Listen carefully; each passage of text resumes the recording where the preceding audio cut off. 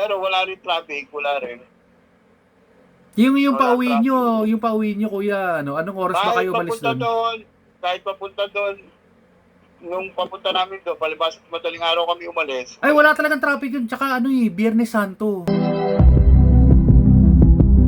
Kasi nga, sabi ni Parnesty, yung palang kahabaan ng NLEX, nagta-traffic pala doon. Totoo yun kuya, lalo na ano yun, Easter Sunday kayo lumuwas. Ano oras ba kayo umalis ng Pangasinan? Kaya sabihin natin mga saradong alauna na, alauna. Sabi natin alauna kasi bago nga kami lumabas doon, sa mismong pinakaano, ang daming puno pa naming dinaanan. Layo ng biyahe nyo. Pero ako yun, at least nakapag-enjoy kayo.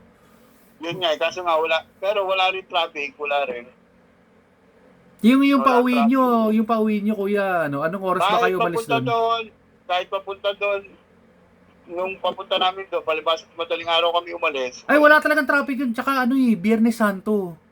Oo, pati nung uwi namin, wala din traffic. Buti nga, hindi kayo inabot ng traffic sa NLEX Hindi. Doon sa NLEX naman, daan namin, yung kahabaan ng NLEX, umaano naman, yung Umuusad? umuusad naman, hindi naman yung traffic na traffic. Sabi kasi sabi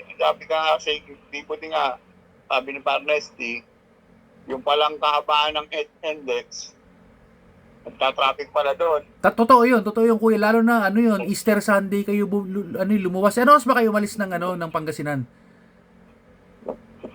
Kaya sabihin natin mga saradong alauna na, alauna.